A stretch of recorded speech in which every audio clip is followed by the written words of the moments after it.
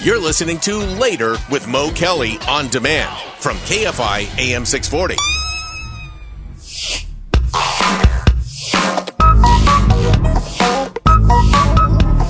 Now on the Mo Kelly Show, it's Tiffany Hobbs, the viral load. She'll speak of all the viral things social media can bring. Facebook, Insta, X, TikTok, the viral load with Tiffany Hobbs. Viral load, viral load, the viral load.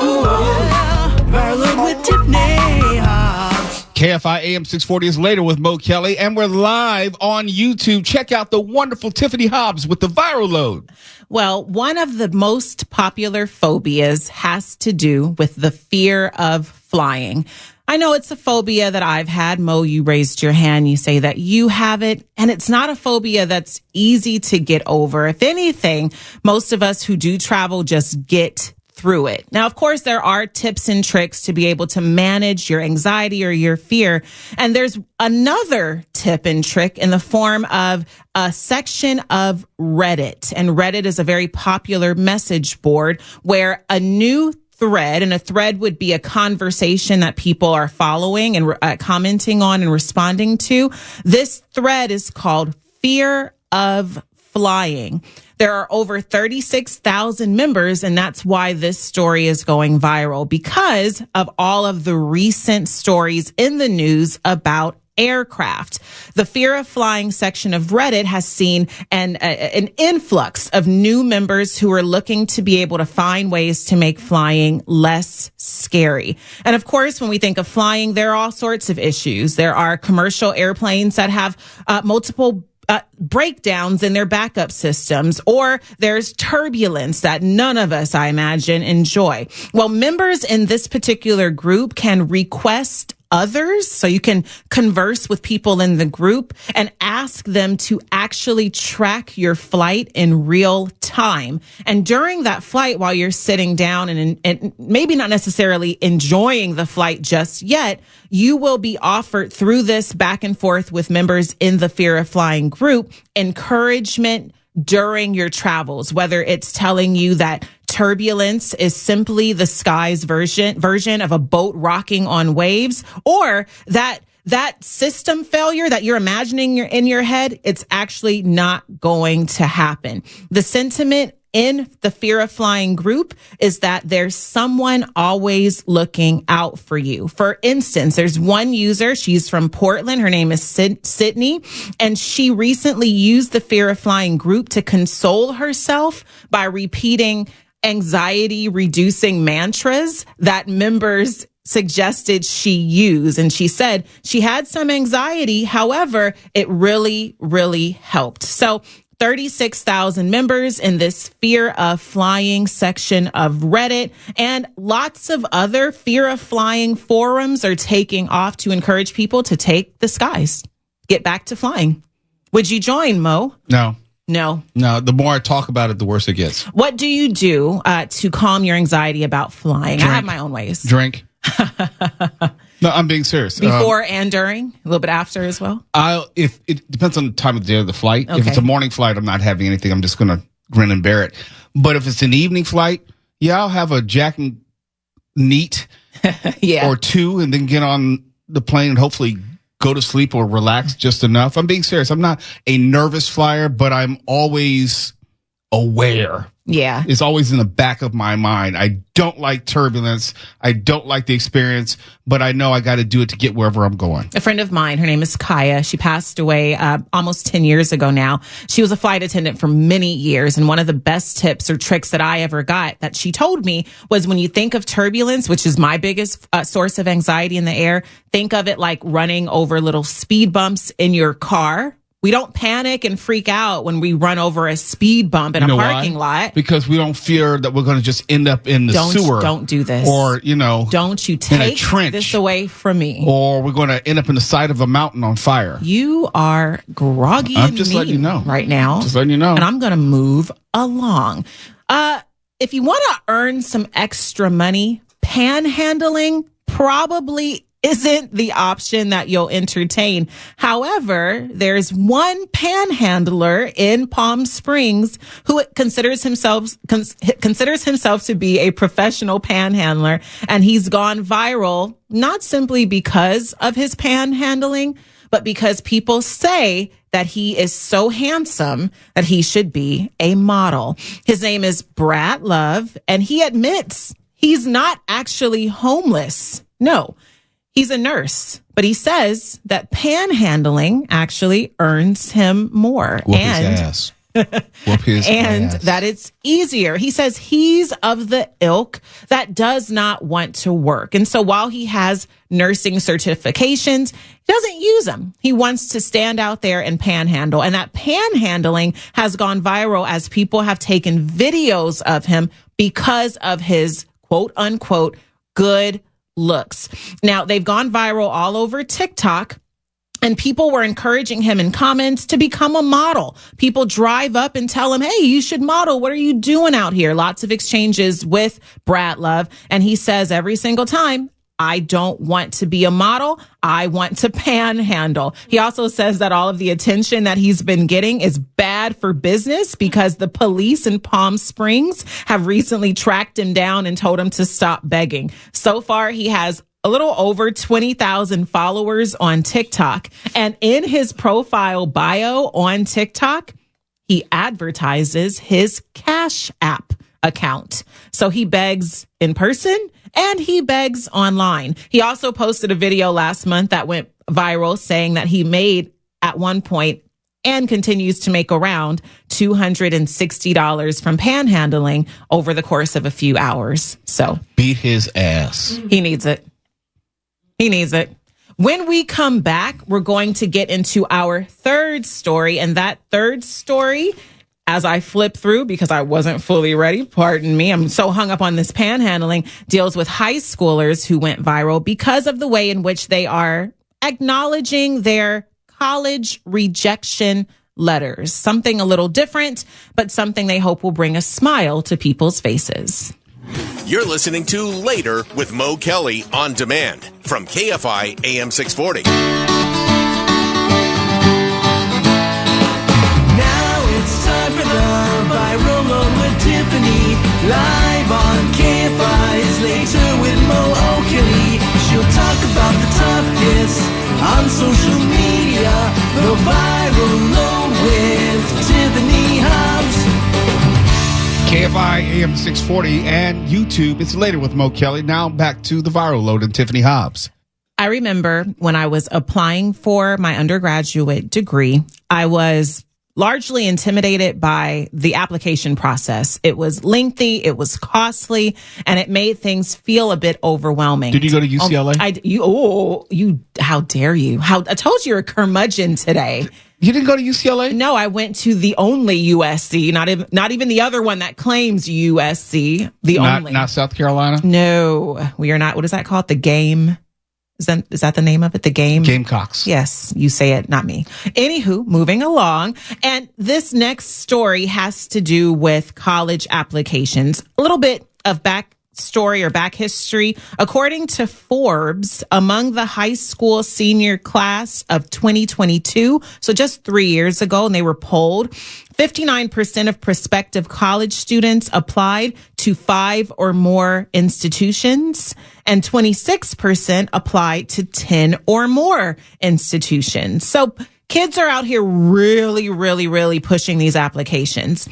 And not all of them are getting accepted. That's where this viral story comes in. There are high school seniors in Needham, Massachusetts, who have now received over 6 million views on TikTok after baking one singular cake that revealed all of the colleges they were not accepted to. So the students say that the, quote, rejection cake video was a fun way to vent their frustrations that nearly everyone applying for college goes through. They said Quote, especially today, like on TikTok and Instagram, you only see the acceptance videos, and that can make it a little bit stressful getting the rejections. So it was kind of like normalizing the rejections in the college application process. So what they did is they made this cake, and inside of the cake, they stuffed some letters, and those letters they unveiled one by one to show and to say which colleges they were rejected from. They wanted to flip the script. Now, they did do a companion video, a follow-up video of all the schools they were accepted to, as well as the ones they actually planned to attend. But the rejection cake video, 6 million views on TikTok, has gone wildly viral and may very well spark a trend in the near future. Do you remember the schools, if there were any, that turned you down? You know, I only applied to 2 schools and they both accepted me. I was a little disenchanted. So I didn't experience the rejection of it all, but I honestly only applied to schools I knew would accept me. Yeah, I remember the schools that turned me down. Do you? And I still hold a grudge. Oh, yeah. Yeah. Duke accepted me, but they put me on a wait list. And University of North Carolina, Chapel Hill, they turned me down. And even though I would have been like a legacy, I have a lot of relatives who went there. They said, no, you're not coming here. How dare they? Yeah. Got into Berkeley, got into UC San Diego, which my safe school, and of course, Georgetown, my first choice. Smart guy. But I still hold grudges. Absolutely. Do you remember I'm not baking them a cake or anything like that. Do you remember how much your applications were back then? I think they're like $35 or something like that. Way back then? A long time ago? Yeah, it was last century. Way back then. Adjusted for inflation, $35 You know, today I can't kick you off my show still. You know that, right? Let's get to story number 4. All right, story number 4. All right. So if you want to make some extra cash to apply for college or do these college applications, you might find yourself, if you're over 18, at a casino. Let's say you're trying to help a younger family member out. But if you are at this casino or any casino, what you don't want to do if you're losing or if you feel like you're winning but being shorted is attack the machine. And I know we have some audio stuff. Let me just set this up. There's a man. His name is George Smith. And this video actually went viral last year, but people are talking about it now. And that's just a cycle of virality and stories because he went to a Shawnee, Oklahoma casino and got into a destructive tirade against a machine he says shorted him. Spoiler alert, if you get into a fight with a machine, you probably are going to lose. Let's roll that beautiful bean footage, Steph. Give me one. Hey.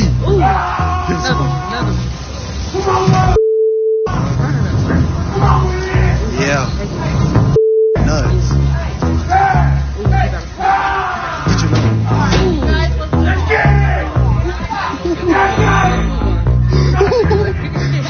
Get your The slamming and the sounds you're hearing of that kind of smashing would be George Smith throwing his body into the machine repeatedly. And the machine doesn't have to fight back. It just stands there and whoops his ever-loving Ace.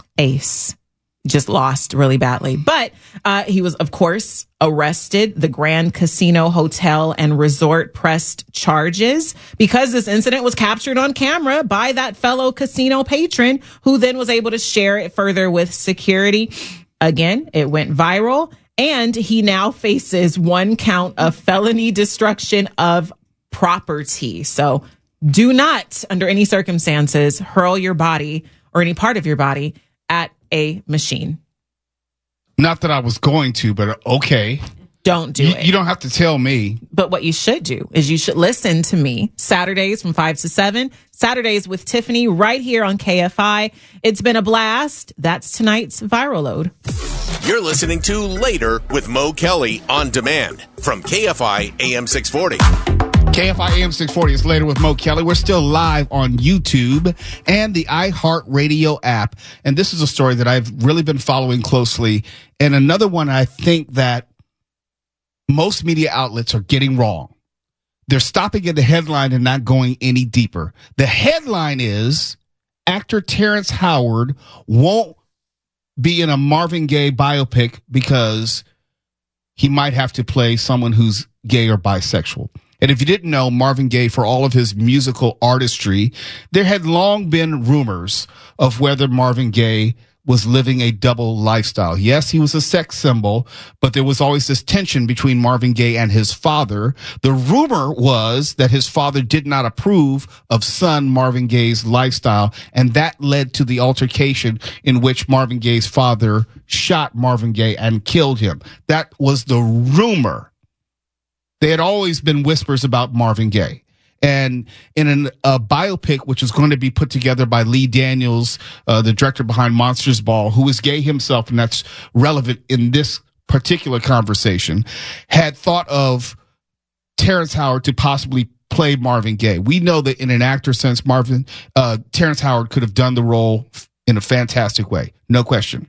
But Terrence Howard, in a conversation with Bill Maher, highlighted how he thought he would never be able to do the role. Listen to what Terrence Howard had to say.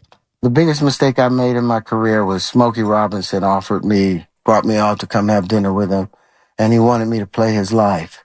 And I just had conversations with Lee Daniels about playing Marvin Gaye, and I was like being faithful to Lee Daniels because I had given my word as a man, I'm going to do this with you. Lee Daniels never did Marvin Gaye. Smokey's interesting. Yeah, but he's not dead. No, he's not. And Marvin Gaye is. And I'm sorry, but drama's drama. And there's a lot more drama in getting killed by your dad. And Marvin Gaye was like, you would have been perfect. I was over at Quincy Jones' house, and Quincy, I'm hearing rumors that Marvin was gay. And Marvin was gay.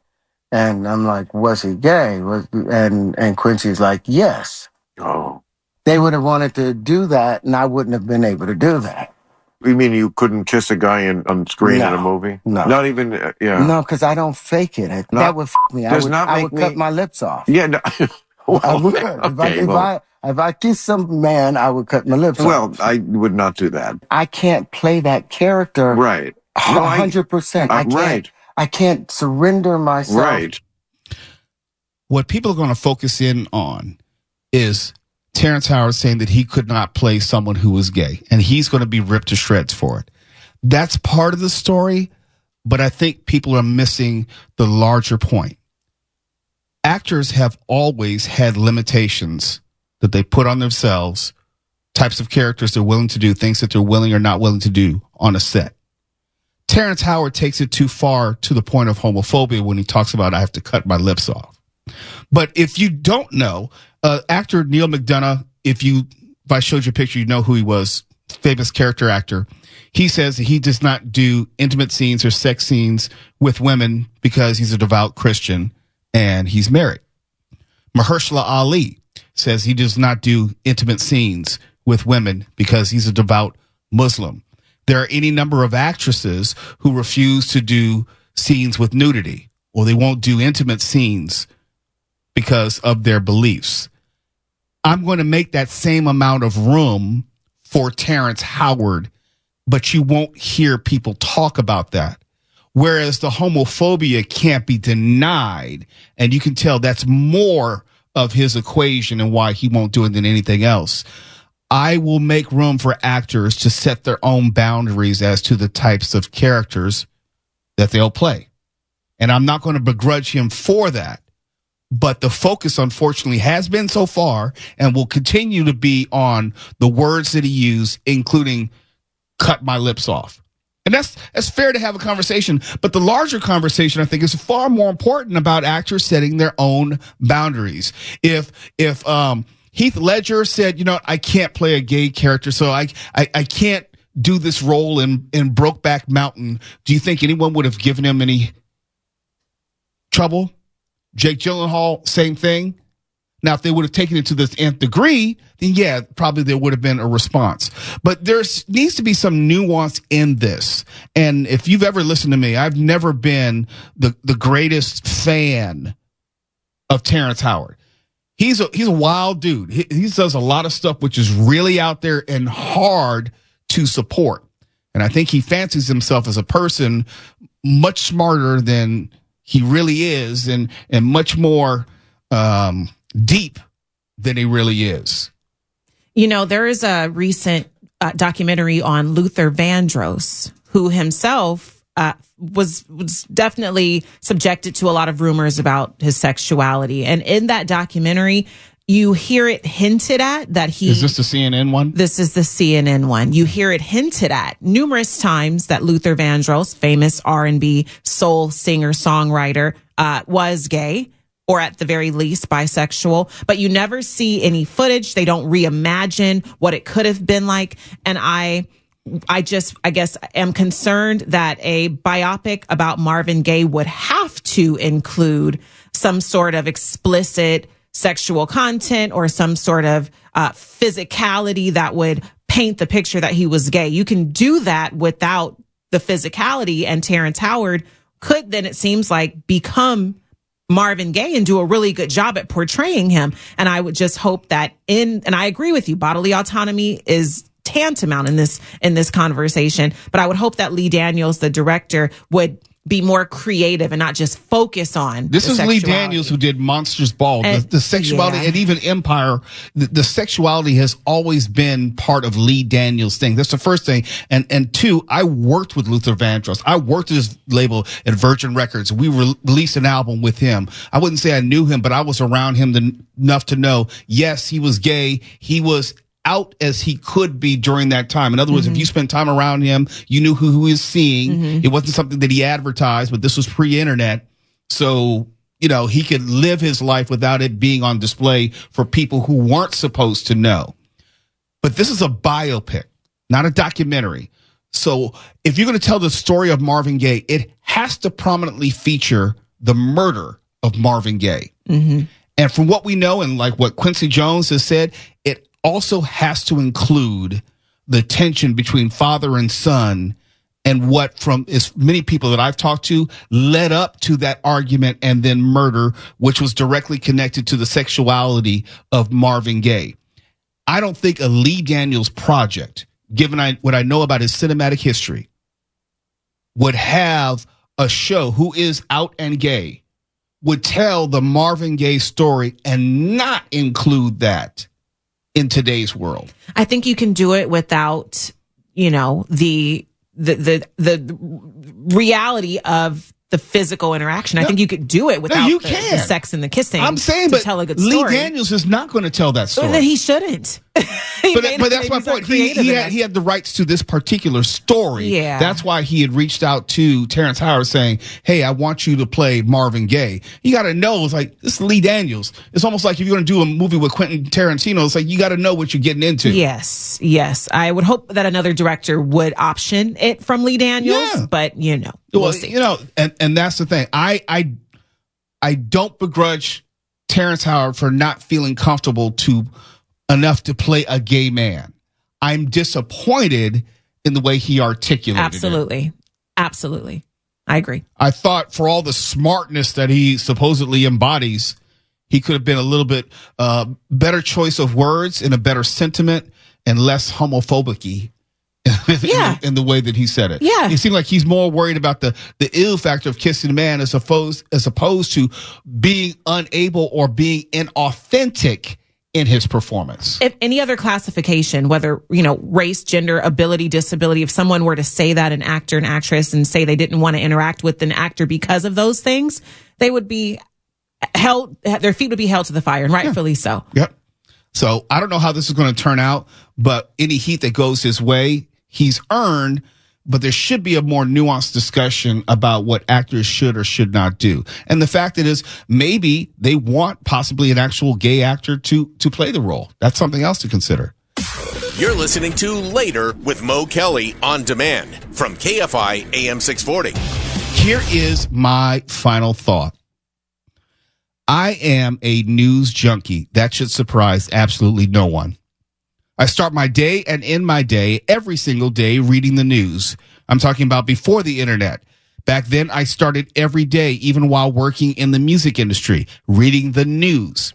It was a great habit passed down to me by my father, who pointed out the different sections of a newspaper and the important information it imparted to readers.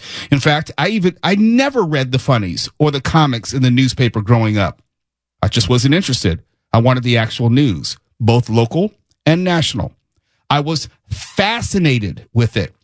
Yes, I read the sports section, but I always looked for what was on the front page. I know people under 30 don't know what a front page is anymore, or what above the fold means, or what the letters to the editor are or were. I get it. Times have changed, and thanks to the internet, times have changed really fast, including the news. But I woke up every single morning during the week as a child and read the Los Angeles Times. Sports section first, then Metro, then the front section. Front page. And in many ways, it made me the news-infused, curious person I am to this day. I knew the LA Times wasn't the New York Times in terms of quality of reporting, but it was still, at least for a time, the preeminent newspaper in California and maybe on the West Coast. But that time is long gone. The LA Times lost roughly $50 million last year. This is according to Adweek. Yes, newspapers have been on the decline, no doubt. But the problems for this newspaper have been less about the proliferation of online media and more about the paper's internal issues. The LA Times have had a robust podcast subscription base. It did, at least in the past. It had for a time an upward trending print and online subscription base. Times were difficult, no pun intended, but the LA Times was still somewhat healthy and reputable. At least until billionaire Dr. Patrick Soon-Shiong purchased the paper back in 2018. And as long as he allowed the news outlet to just be a news outlet, it was surviving. But the moment Soon-Shiong decided his personal politics were more important than the news mandate of the outlet, it all went to hell. And unfortunately, we live in an age where many, well, maybe most people, are news illiterate. If the shoe fits, so be it. Not knowing the difference between news and opinion, facts and feelings.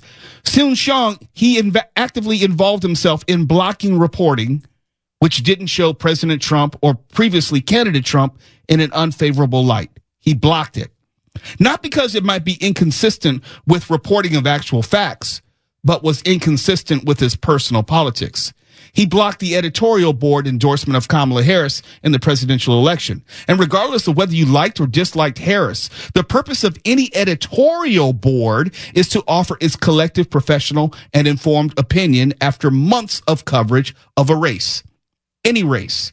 In fact, they're usually endorsements across all races. But that never should involve the personal politics of the owner. Because the moment that happens, the Los Angeles Times or any outlet, print, radio, television, ceases to be a news outlet. Emphasis on news. It is then propaganda and nothing more. You're no longer hearing the reporting of what's going on in the world. You have someone manipulating thousands and thousands of readers for the sake of one person. Some ideas, believe it or not, are actually indefensible. Some people are actually indefensible. Some political candidates are not defensible. But it's the responsibility of the fourth estate to serve as a check on government power. It's fair to question whether an outlet has an inherent bias. It's not fair to restrict news coverage because you own the outlet and because certain news coverage is in opposition to your personal political interests. There's a distinct difference between an outlet leaning one way or a slant in another direction and outright working to get a candidate elected. We've seen it with the TV show 60 Minutes more recently. We've seen it with the Washington Post and Jeff Bezos. And of course, the Los Angeles Times, which has now lost $50 million in revenue, 25,000 subscribers, and absolutely all of its credibility. The point tonight is that print news media has a tremendous responsibility in not only reporting the news, the who, what, when, where, why, how, but providing what will be the official historical record of the times in which we live. The Los Angeles Times has failed on both accounts and has earned every bad thing which is now happening to it. You don't get to present yourself as a news outlet and expect people to pay for a personal, pet, political project. Farewell, LA Times. Nice knowing you. For KFI AM 640, I'm Mo Kelly. Whatever happens, we have got it covered. KFI. And KOST HD2. Los Angeles, Orange County. Live everywhere on the iHeartRadio app.